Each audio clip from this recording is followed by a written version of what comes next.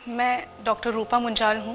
मैं cosmetic dentist हूँ और अम्बाला कैंट में रहती हूँ। मैं फतेह चंद बंसीलाल ज्वेलर्स से तब से अटैच्ड हूँ जब से मेरे पेरेंट्स यहाँ पे ज्वेलरी लेने आते हैं, जब से मैं छोटी थी। और शादी होने के बाद भी मैंने देखा कि मेरे इन लॉज भी यहीं से ज्वेलरी लेते हैं। मुझे फ़ोन आया कि इस साल नवरात्रों में हम आपकी स्टोरी लोगों को सुनाना चाहते हैं, तो मुझे बहुत खुशी हुई कि शायद मैं अपनी स्टोरी के थ्रू लोगों को कुछ इंस्पायर कर सकूं। बचपन बहुत ही हार्ड वर्किंग तरीके से निकला है।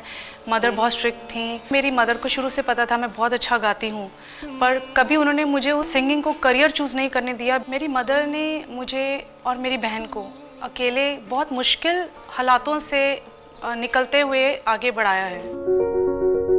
जब मैं अपनी स्टडीज़ कर रही थी तो हम ऐसी जगह पे थे जहाँ पे ना ट्यूटर्स थे, ना कोई और हेल्प थी। सो जितना भी मैं करती थी अपने बलबूते पे करती थी। सो वो फेज़ मुझे थोड़ा सा डिस्टर्ब करता है कि अगर मेरे पास कोई हेल्प करने के लिए होता या कोई मुझे गाइड करने के लिए होता तो शायद मैं बहुत अच्छा कर सकती थी।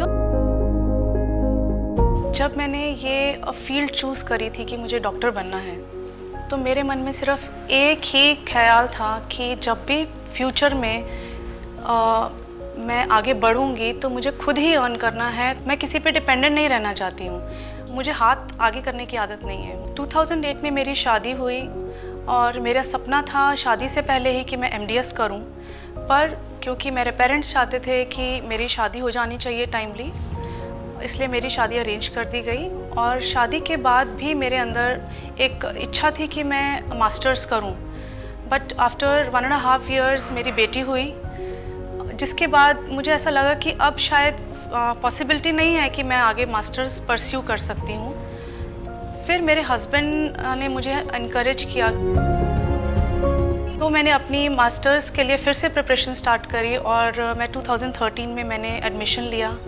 वो जर्नी भी कोई इजी जर्नी नहीं थी, क्योंकि एक छोटी बेटी को घर पे रोज़ छोड़ के जाना, पूरा दिन उसको ना देखना एक बहुत ही मुश्किल टाइम था।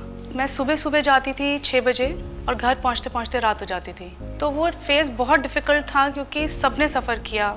मेरी डॉटर ने सफ़र किया सबसे ज़्यादा, क्योंकि मैं उसका बचपन नहीं देख पाई वो 3 साल, और उसकी स्टडीज़ सफ़र करी और मैं उसको ग्रोथ होते हुए नहीं देख सकी कि वो कैसे बड़ी हुई। सॉरी।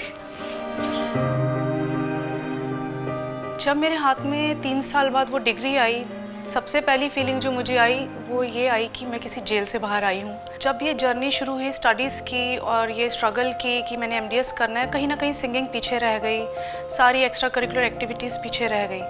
फाइनेंशियली इंडिपेंडेंट होने के बाद मैंने बहुत सारे अवार्ड्स भी जीते हैं और कई और जगह पे मैं गई हुई हूँ। सारेगामापा में गई हुई हूँ, इंडियन आइडल में गई हूँ, हिमाचल की आवाज़ में गई हूँ, पंजाब दा सुपरस्टार में गई हूँ। मोस्ट ऑफ द टाइम्स मैं फिनाले तक पहुँची हूँ। मगर ये सब तभी मुमकिन हुआ क्योंकि मैं इंडिपेंडेंट हूँ।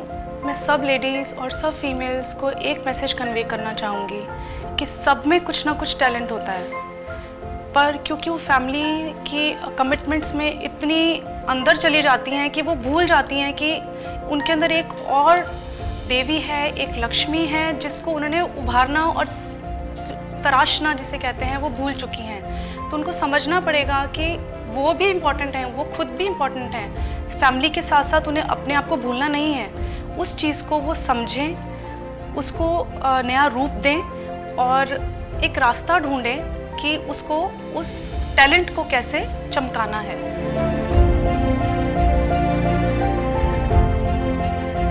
एक प्यार का नगमा है, मौजों की रवानी है, जिंदगी और कुछ भी नहीं, तेरी मेरी कहानी है।